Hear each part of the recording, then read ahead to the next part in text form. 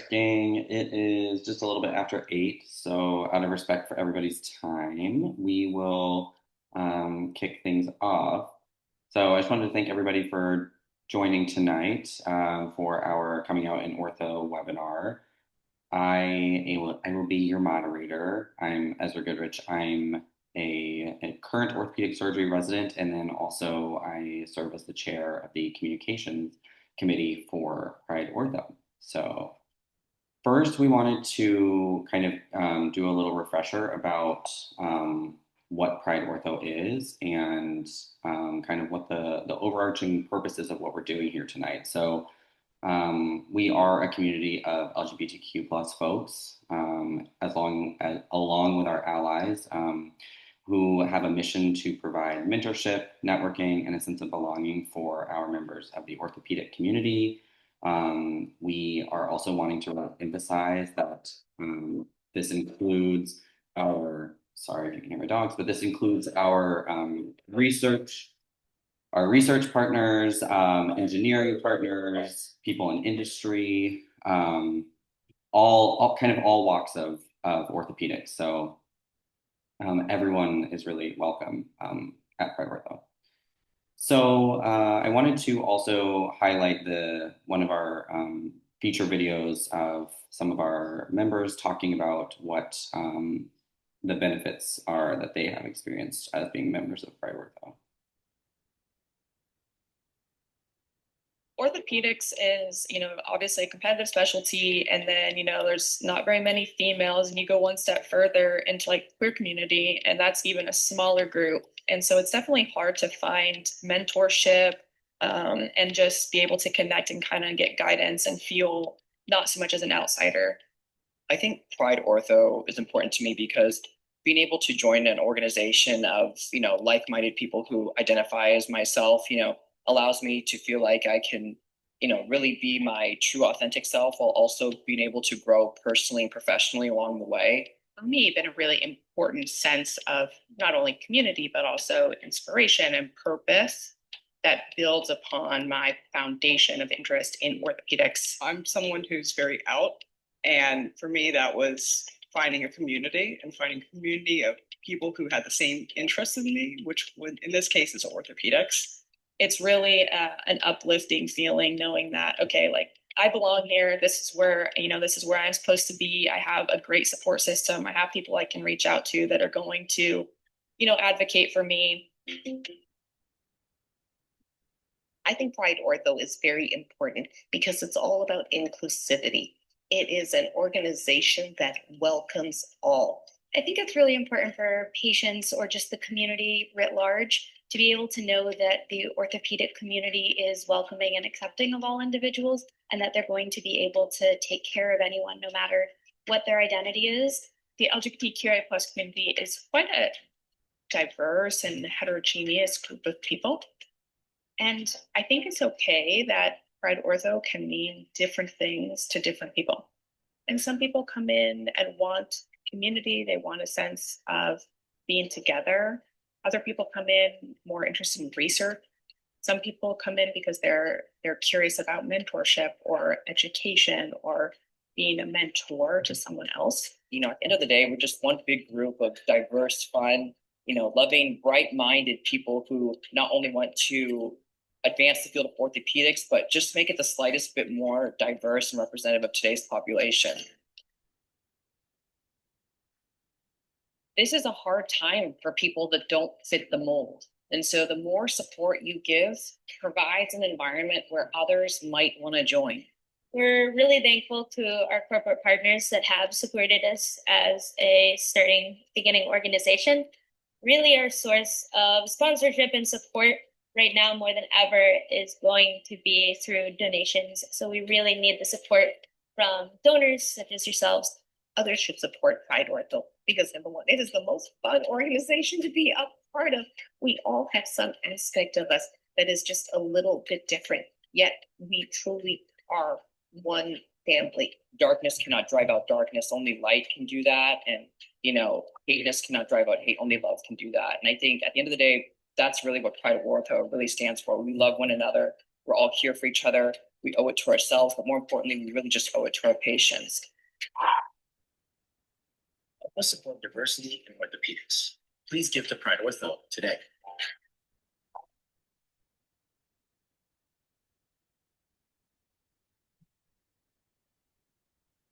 All right. So next I wanted to kind of just highlight some of the key components to Pride Ortho and what it is that we do. So a big part of our organization is mentorship. We know that mentorship is important for the general population, but it's especially important for LGBTQ plus folks. Within the medical realm, it's important for LGBTQ plus trainees to have an LGBTQ plus mentor for their personal development and their career development. And so that's something that we really prioritize with our organization.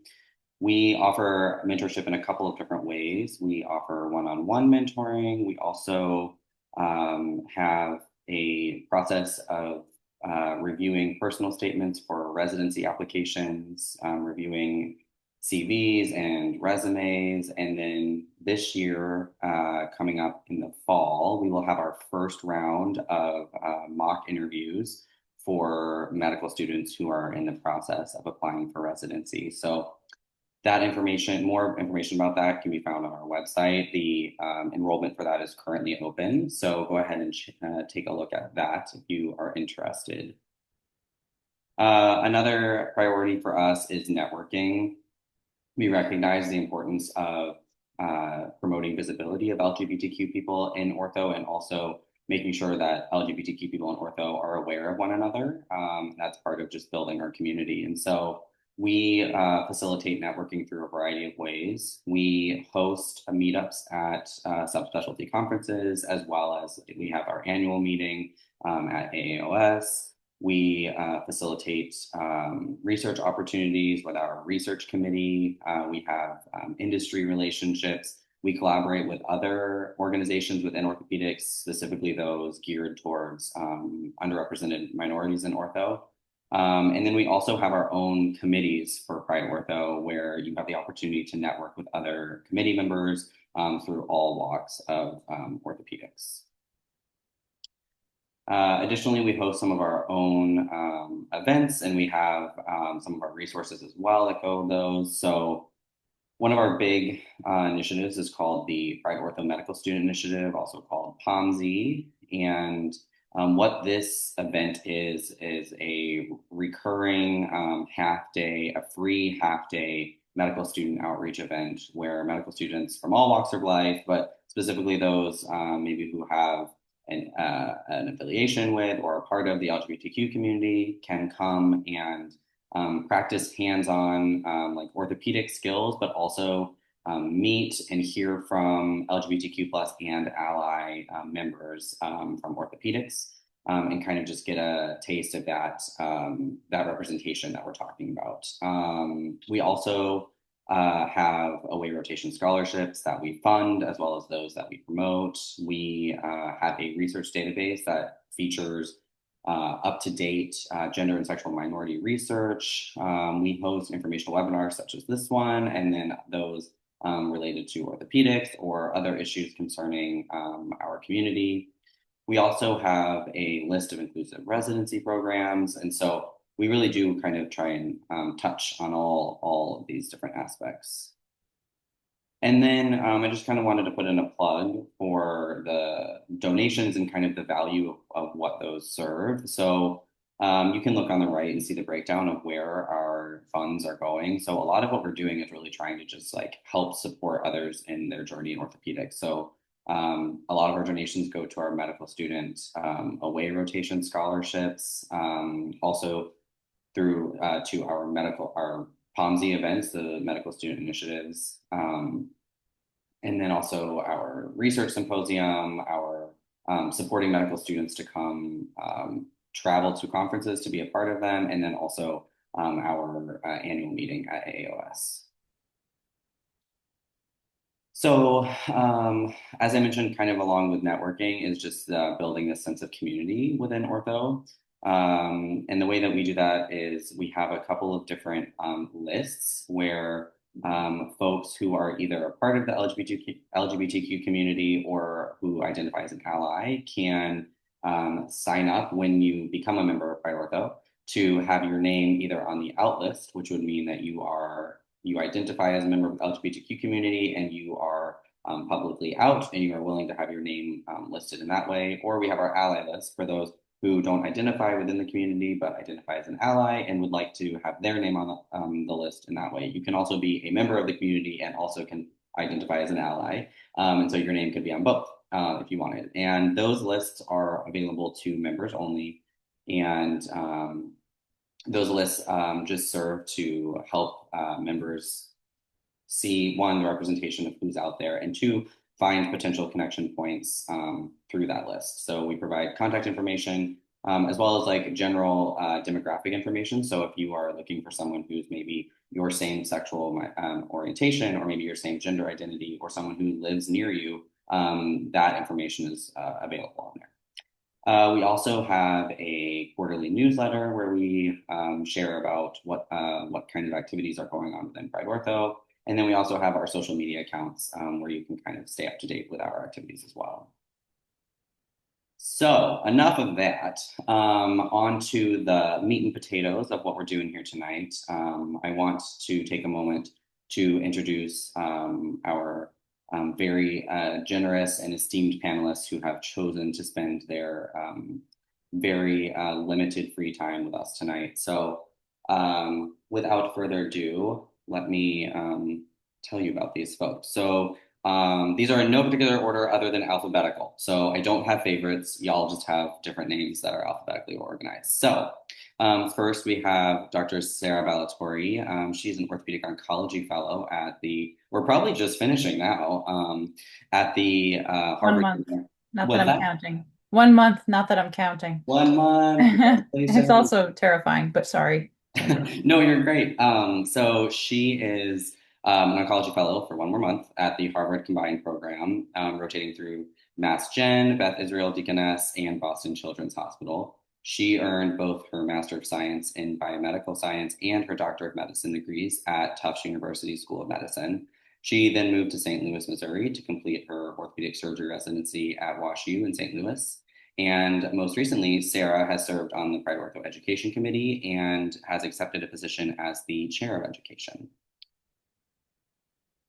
Next, we have Matt Bauer. Dr. Matt Bauer is a fellowship-trained pediatric orthopedic surgeon. He earned his medical degree from Penn State College of Medicine in Hershey, Pennsylvania, and completed his orthopedic surgery residency training at Upstate Medical University in Syracuse, New York.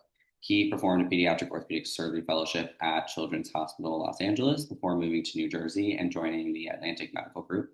Dr. Bauer is an active member of Pride Ortho, and he serves on both our mentorship and communication committees. And I'm insulted you didn't use my fun picture I sent to you, Ezra, because that's a good picture of me, and my arms look great, but fine, use my professional photo. For anybody who wants that picture or wants a one-liner from Dr. Bauer's presumed dating profile, I have those. Okay, next we have our featured engineer partner for the evening, Dr. Jenni Buckley. Dr. Buckley is a professor of mechanical engineering at the University of Delaware. She earned her master's and PhD in mechanical engineering from UC Berkeley and a postdoctoral fellowship from UCSF in orthopedic surgery. She is the co-founder and president of the Perry Initiative, which is a nonprofit organization dedicated to recruiting and retaining women in orthopedics and engineering. She is also the founding co-director of the Design Studio at University of Delaware, which is a nationally recognized academic makerspace for training engineers. And then within Pride Ortho, she previously served as the co-chair of development, and she currently serves as a member at large. All right. Dr. David Fralinger is a pediatric orthopedic surgeon for Advocate Children's Hospital in Chicago, Illinois. He earned his Doctor of Medicine degree from Tulane University and completed residency training at the University of Illinois, Chicago. He subsequently worked as a pediatric orthopedic surgery fellow at AI DuPont Hospital for Children in Wilmington, Delaware. And he is a founding member of Pride Ortho and currently serves as the treasurer. Next, we have Alicia Jacobson. Dr. Jacobson is an orthopedic surgery resident at the Mayo Clinic in Rochester, Minnesota. She completed her medical degree at the University of Michigan Medical School. And in addition to her role as co-chair of the research committee, Alicia also serves on the Pride Ortho Education Committee. And last but certainly not least, we have Dr. Tyler Tetreault, who is a pediatric spine surgeon at Children's Hospital Los Angeles. He attended Tufts University School of Medicine in Boston for his medical degree before completing his orthopedic surgery residency training at the University of Colorado. Dr. Tetreault then completed an additional 2 years of subspecialty fellowship training, first in pediatric orthopedics and spinal deformity surgery at Children's Hospital Los Angeles, and then returning to the University of Colorado for additional fellowship training in advanced adult spine surgery. And Dr. Tetreault serves as the chair of development for Pride Ortho. Man, you guys are all very esteemed. And there's just much more that could even be said, but I just wanted to kind of give a general breakdown just so folks kind of have an idea where people are coming from.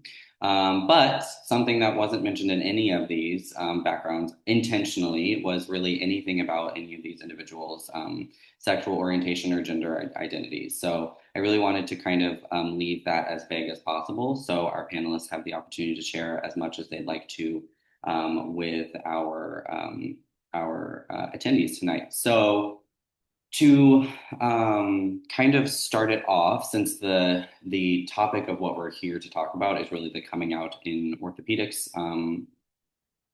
journey, I would like to open up the floor to our panelists to discuss what their experience has been like coming out professionally, whether that was earlier on in your training or during your career. We kind of want to hear just what that process was like for you all. When did it happen? Where were you in your career? And kind of what was that like?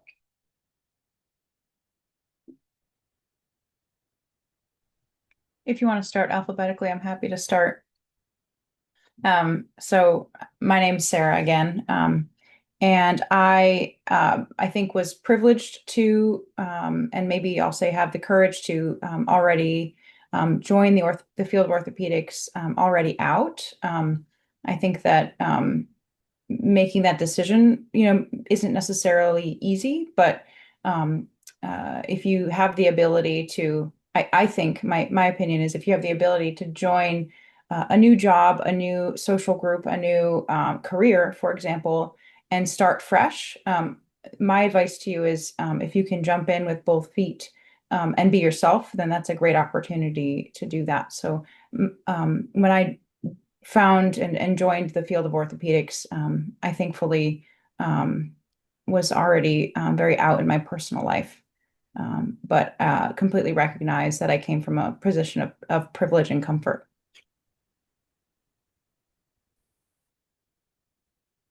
Yeah, I came into residency because when you move to residency, you are going to a completely new place, usually with completely new people. I was kind of figuring it out towards the end of med school.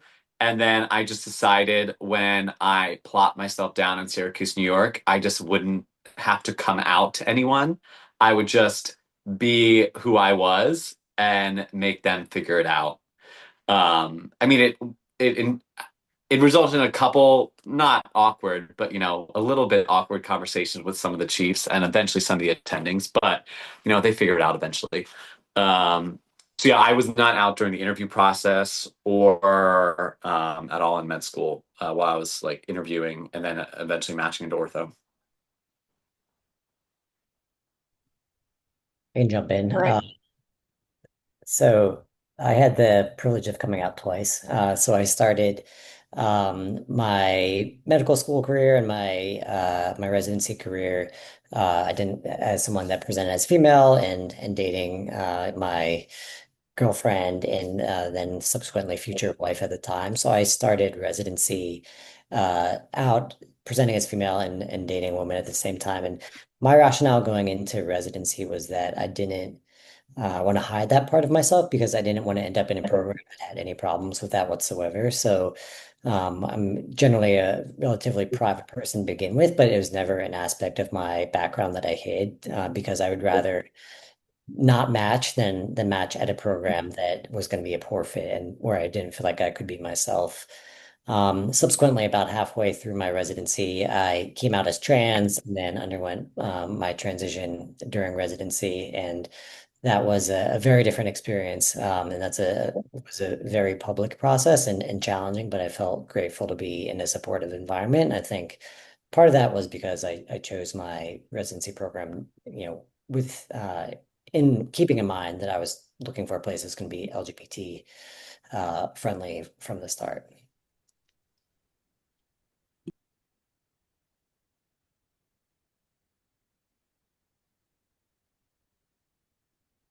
Jenni, you can go for it. Sure, I'll jump on here. So I am the representative non-MD, and I'm a mechanical engineer by training. I came up through the academic ranks within mechanical engineering. As a student in mechanical engineering, I'm a little bit older than everybody on this panel, I think.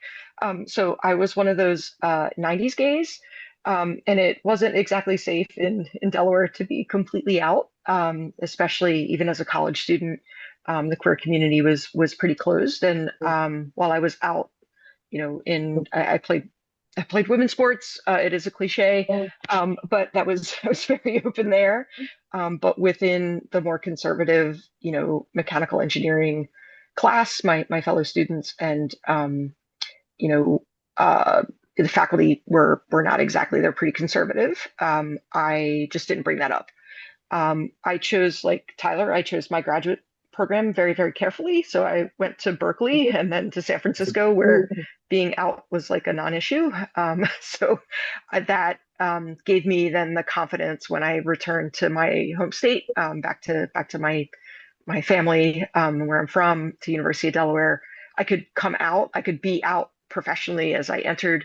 For a while there, it was kind of a solitary figure being out. There's now a couple other professors, and I mean, honest to God, I have a couple students on the call right here. So a shout out to Julia and Lilia here. They're both engineers, and it's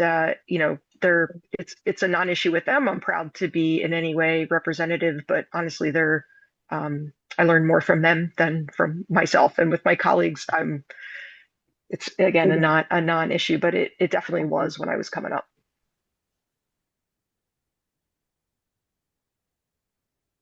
Yeah, I think I'll echo a lot of similar ideas of what some folks have already said. That I have been out. I entered medical school married to my wife, and so from the get-go, have always been out within my group of colleagues and mentors.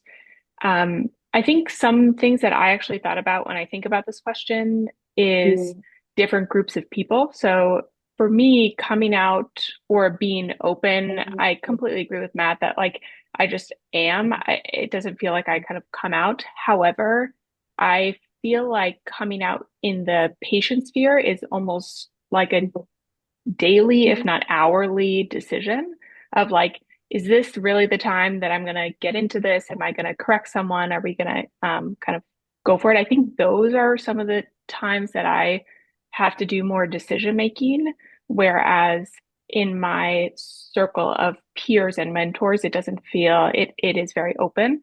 I think the other avenue that I've had to have a little bit more intentionality with it is my academic research. Which is mostly focused on health equity for transgender and gender diverse folks in orthopedics. And that was research I started in medical school. And I did have mentors tell me that it was very likely that I would not match into orthopedics if that was either conducted or put onto my CV. And that was a hard choice of like, do I continue research that I care about? But I think at the end of the day, and I kind of ended up doing a full send on that one because then I took a research year and we were just like really all in on that.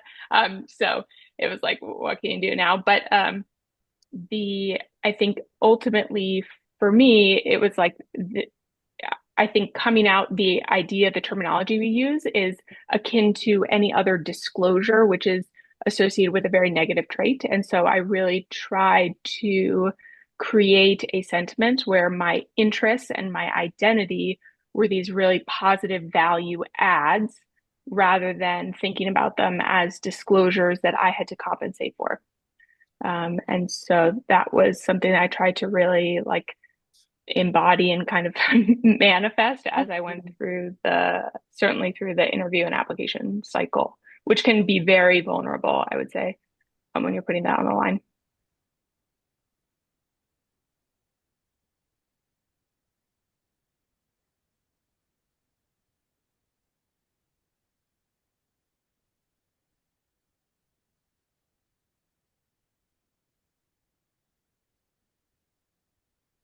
And then Dr. Fralinger, did you have any thoughts or did you want to share about your experience? Yeah, sorry. I just had some people in my house doing some work, but they left.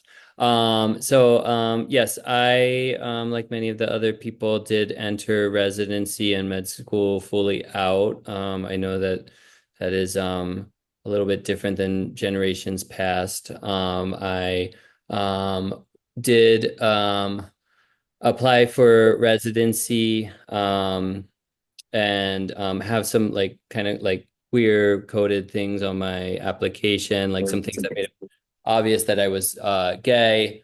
I didn't actually match the first time, and like I had some people suggest to me that that might be the reason. I don't know if that, ultimately I'll never know or anything, but I did take those off my application the second time. So that was kind of like a hurtful thing to go through. And then when I started residency, I was a little bit nervous about being out, but actually, the residency program where I matched, the program director had been a big mentor of mine and told me that, had spoken to me very frankly about these things on my resume or on my application and said that, he didn't have any problem with it, but he thinks that maybe I should have taken them off. It was great to match there in a program like that had someone that was very much an ally to me. That was great. And I got married very shortly after I matched. And I don't know if anyone is in residency now or like going through the process, but like you meet all these new people and everyone right away asks like, are you married? Do you have a girlfriend? Is like the first like two questions. And at first I would just be like, no, because I like wasn't married and I didn't have a girlfriend. I had a boyfriend. Then I got married and I was like, yeah, I'm married. And then immediately the next question is, oh, what does your wife do? And so then I would be like, well, I don't have a wife, I have a husband, but he's like in nursing school. And I would just like see people's like faces drop, like they would get so upset that they had, or just like feel embarrassed that they had made this assumption that they didn't know that they were making, like they didn't realize that they were assuming that I had a wife, but it's just like so automatic. And in many ways that like the kind of the embarrassment that they felt like for feeling that was like worse than the just me correcting them and moving on. So that was something that I realized very soon, and I would just people then I started like when people were like, are you married? Do you have what does your wife do? Or I'm sorry, when they asked, are you married? Do you have a girlfriend? I would be like, I'm married, I have a husband, like right away, so that they like didn't have like I didn't have to deal with that assumption that I had a wife. And I don't know. It was just kind of something that happened over residency over and over again. I mean, you meet so many people and it just like you really have to come out to all of them like all the time. It becomes like a little bit exhausting, but that is how I dealt with it. Yeah.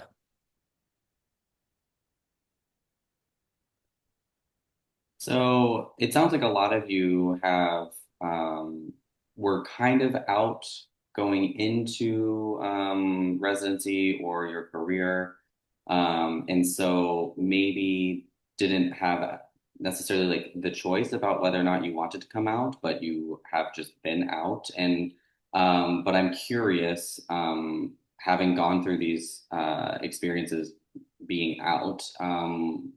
Would you say that it's been a mostly positive experience? What do you think have been some of the benefits of that? Have there been any challenges of that? Have you ever wished or wondered what it would be like if you had gone to these same experiences not being out?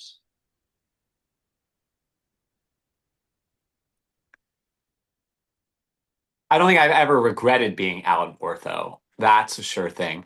And I think the longer you get into it, the more comfortable you are with making people question their assumptions and let them be uncomfortable for a little bit. Because as a queer person, you're used to being uncomfortable in a lot of situations.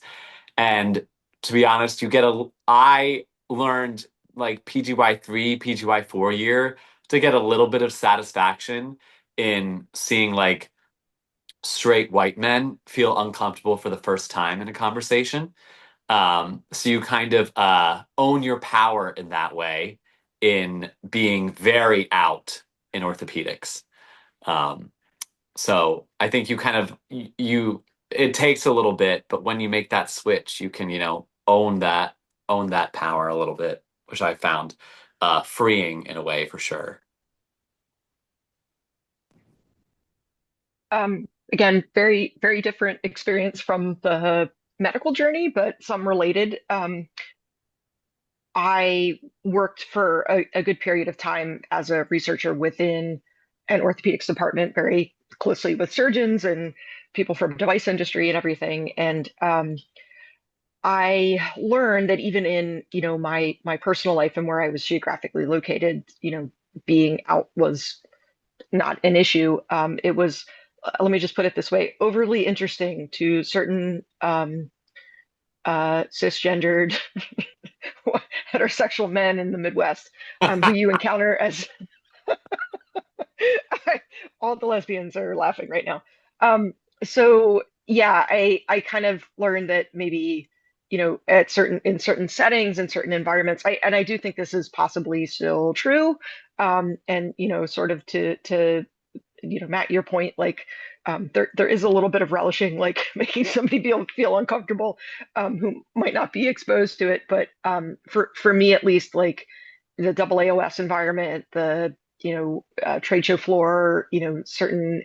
Fortunately, I think it's less, but certain clinical like environments, grand rounds, that kind of stuff, like the cishet guys sometimes can just be a little overly interested, or when it comes to it comes to my particular gender identity or sexual identity. But no, I've never regretted being out. Certainly in the engineering world, it is an incredibly accepting group of humans now, kind of at all levels, and I can't imagine not being out in that setting.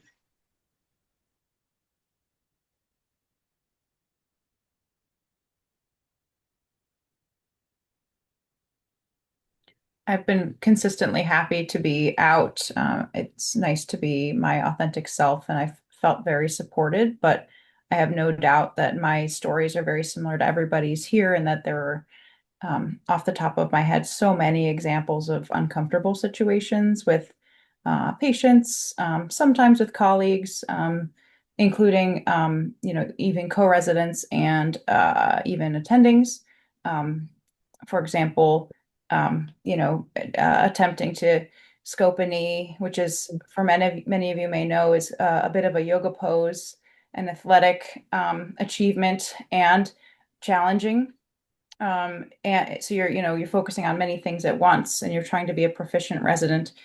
To also have the question received, do you think that you can raise your daughter with two moms? Like, do you think you need a father figure? Have you read books about this kind of? So I'm just giving one little example of, there are times where it'd be nice to be in the closet, and I will never, say that it's the perfect dream to be totally out. And so my answer is I'm very grateful to be out, but there are times, I think, for all of us, where those little examples come to the top of my mind, where maybe I wish I hadn't come out to this person.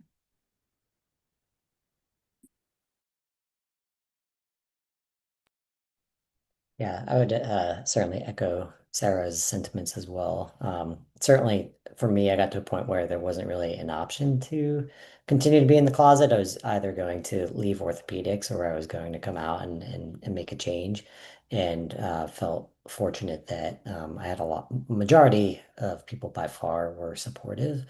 But there's, certainly a spectrum of support that you receive along the way. And there are certainly people that are more maybe tolerant rather than true allies that are going to step up for you and do something to help you out.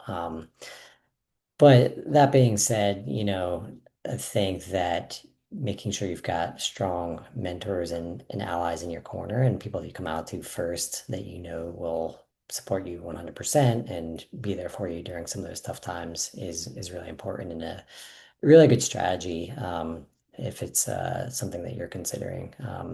For me as well, that was really helpful because if you're in residency and coming out, whether you're gay or lesbian or trans, it's passing on that information can be tedious. And I was lucky to have some great mentors who were like, hey, I'm going to tell, we worked at 4 different hospitals, and they're like, I'm happy to tell our faculty at this hospital. You don't have to tell everyone individually, which is a huge burden that can be lifted. And similarly with co-residents or, other people in your life, kind of same thing oftentimes with family members, people use that strategy, can really help kind of lessen some of that burden on you individually.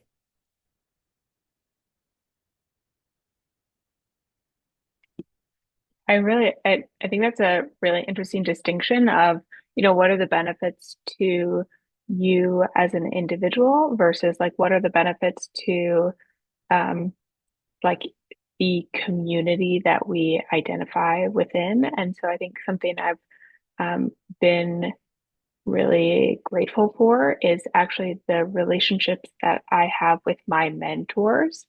And not just like our one-on-one relationship, but I think through that like one-on-one interaction, they have become these incredible allies and spokespeople for allyship within an entire institution, and then can take on that without me. And then it doesn't feel like it's your sole responsibility to be the representative or the one who's kind of constantly talking about queer and trans patient rights or kind of language or any kind of component of medical education. And I think the from in I guess the ones that have been the most impactful have really started out in just like friendships that have grown, and then they've really kind of taken on these like very strong allyship roles on a more broad scale. And I think that's been a really really amazing thing to watch and to be a part of. The other thing that's been a huge benefit for me is that my wife is a big part of my professional identity, and I feel like I like tote her around mostly because she'd rather hang out with Ezra than like on a Saturday afternoon than just like hang out at the house, which like who wouldn't? So for that reason, it's like she has gone to a bunch of different conferences. Again, like she just wants a trip out to San Diego, but like sure, she'll like come with me, and so it's just I think it makes our relationship a lot easier because, just like there's no hiding her away. It's also I can talk about my colleagues and my friends and stuff like that with her because she knows everyone too. And I think that really makes our relationship a lot smoother because we're fully integrated.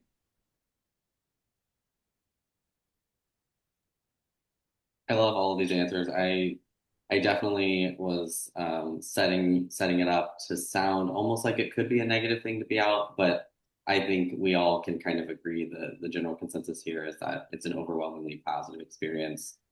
And I will just kind of add in that I too have had so many wonderful experiences come from being out in ortho, and I would not change that. I would not change that for the world. So next, I wanted to kind of pivot and talk about when we're looking at and when we're talking with people who are coming into orthopedics at this point, especially people who are in medical school or younger residents, um, and getting asked how, like, if you have advice for how to go about coming out professionally, how to go about maybe disclosing that in a residency application or not disclosing that. I will say I previously used to feel more equipped to answer that question. And in this new landscape, I kind of struggle with what advice to give. So I'm wondering if you all would be willing to speak to that and with a special emphasis on kind of this current landscape that we're living in politically.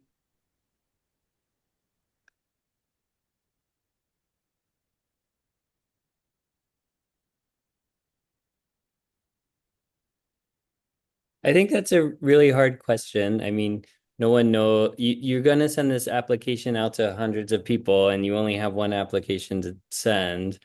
And the reality is that some people are gonna view it negatively and some people are gonna view it positively. And you are trying to make this decision about whether it's gonna be a net positive or a net negative. But I mean, you have to realize that like some places are gonna look at that application and say, "Oh, he's not gonna fit in here," or she,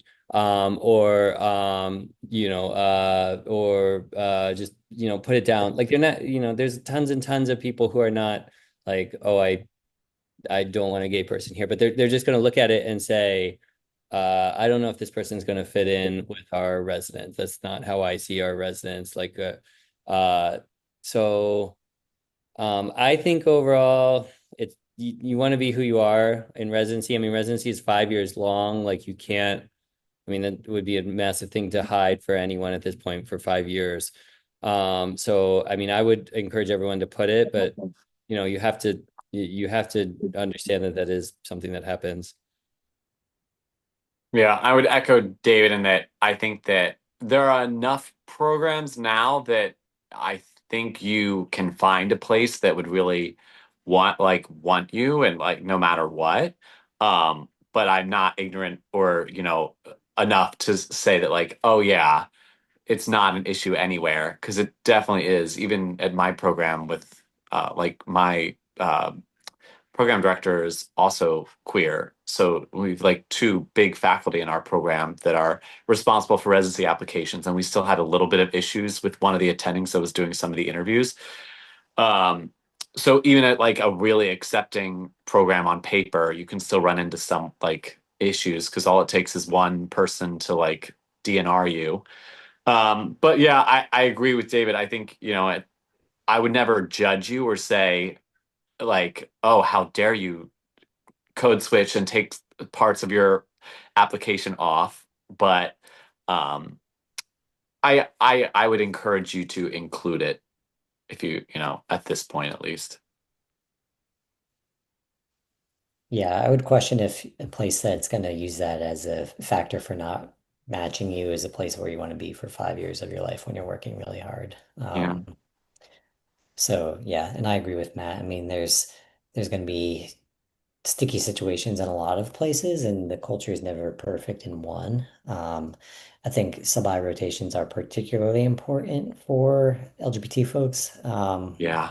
Scholarships for, in order to get a good sense of where that fit is going to be right for you.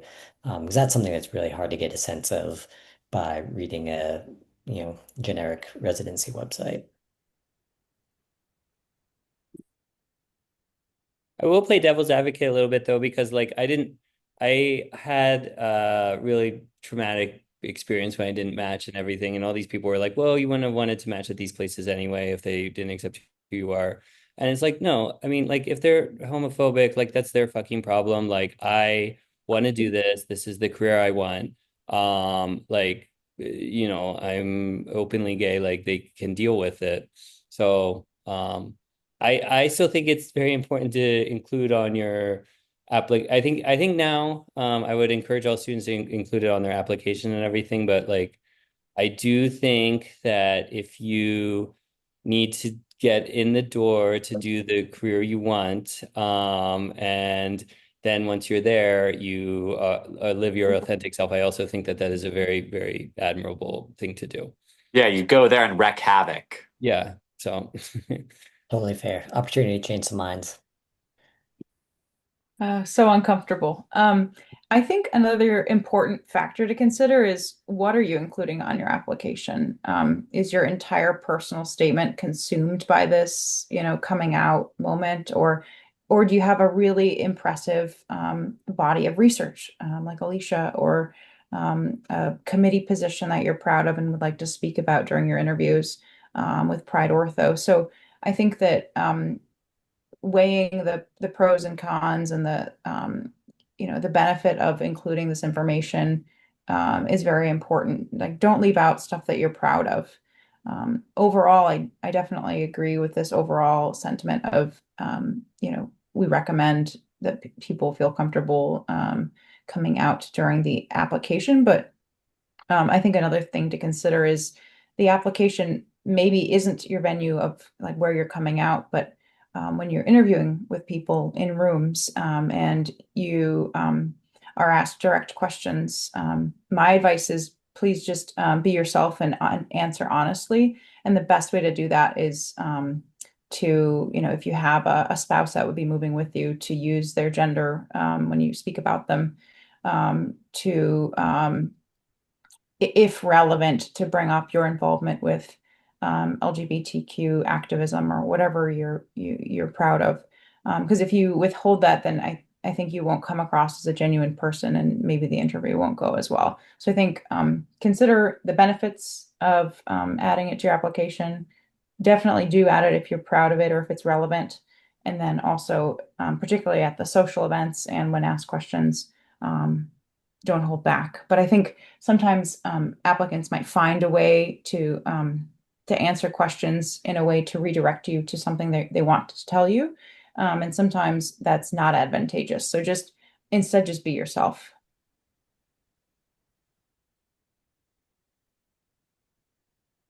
Yeah, I think the only thing I would add is that I think if we're thinking specifically about the interview, like the application cycle and interviews, I think that it's a very unique time. As someone who recently did this, I think it's a very unique time because there is a huge power differential between you and your interviewer. And so while even as a resident or once you get to the other side, I think you have a little bit more security in intentionally or unintentionally making other people uncomfortable. And whether this is right or wrong, I think is it, probably it's wrong. Probably it's the wrong thing to do.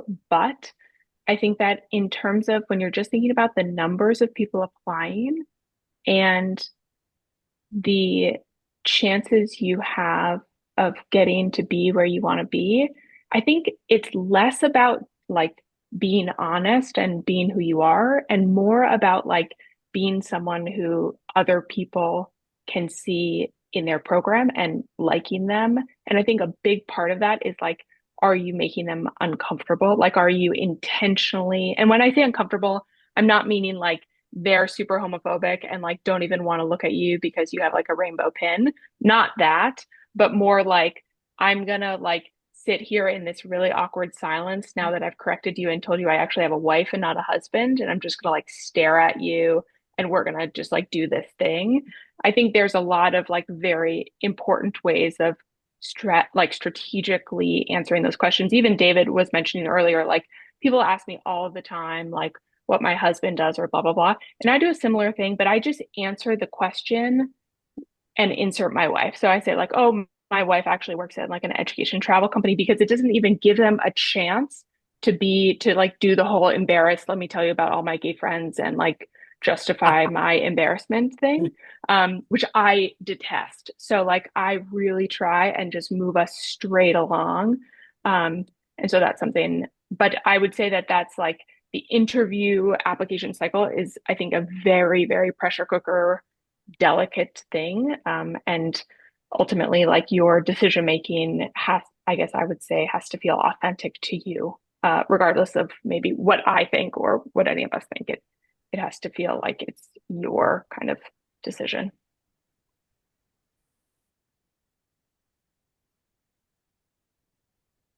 And I don't know the answer regarding the current political climate. I don't know if we have anybody here who's more closely involved with like current admissions or current uh,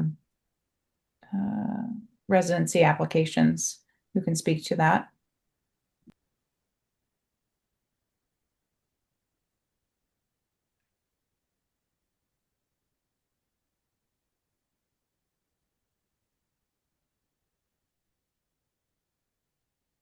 So I am not involved with admissions, so I'm not going to even tout that. But I will say, just since no one else answered, and else is a moderator to do? But I have talked with many people who are either residency program directors or are residency leadership, and it at affirming programs, and the overarching subtext of what I'm hearing from folks is we're changing our language on our websites because we have to, because the the AI is scoping out websites and is picking up key language, and places are not receiving funding and whatnot as a result of that. However, the heart of how they feel about their residents and what they want their residencies to look like is still very true and is still very authentic. So whether or not it's written out expressively on paper, it seems to be from the people I've talked to at historically affirming programs that those programs are still remaining affirming and are still wanting diverse folks. But I can't speak to other programs who maybe were more on the fence or maybe were perhaps seeking out diverse applicants for ulterior motives at one point in time. I don't know about those programs so much, but the ones that had like the real heart of it, I believe, are still, as far as what I've heard, they're still looking for those applicants, even though they can't necessarily say that in writing. So now that we've got 5 more minutes, and so I think David had a question real quick. yes, I would love to open the floor to David and to others. I had a question that, I mean, it was very interesting hearing everyone speak, and I don't know if we'll answer this in 5 minutes, but I mean, I am just curious what everyone thinks it means to be out with patients, because there was some talk about being out with your patients. Like I work on the south side of Chicago, and it is a little bit difficult for me. And I sometimes see I mean, I see a lot of patients who are probably queer that I don't know. And then every now and then I see some patients that I do peds ortho. So, you know, most of the people are just talking about their knee pain, but every now and then someone brings up that they have a girlfriend or have a boyfriend or whatever. And then I will like kind of say something to try and signal that I am queer or just signal like that, oh, that's so cool. But like how are people out with their patients, and like what does that mean to people to be out with patients? Because I would almost say that I'm kind of not. I would say it's rare that I necessarily bring it up, but I do have like my ID tag is the Pride Ortho lanyard. So I think a lot of people see that because like the pride part of it is relatively big on the lanyard. Maybe they don't clock it, but I would I guess I've had pretty few actually true either questions about it or like issues or not issues, but like conversations with patients about it. So I don't have much to add, I would say.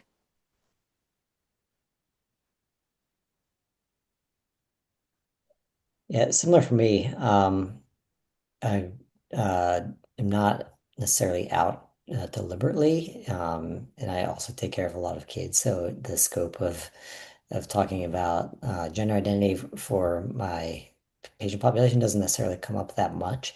But for the few trans kids that I have, it absolutely is something that we talk about, and it's some of my favorite patients to be able to see and take care of and relate because they're not anticipating that their doctor is trans either, and it becomes a really kind of great relationship for them and a lot of mentorship as well. So yeah, it's really on a case by case basis. And here in LA, it's a super welcoming environment. So we see all sorts of folks. We did just close our gender affirming center at the hospital, which was devastating for everybody, patients and faculty alike. But yeah, other than that, it's not necessarily a standard part of my patient care unless I've got a patient that I know will benefit from having that knowledge.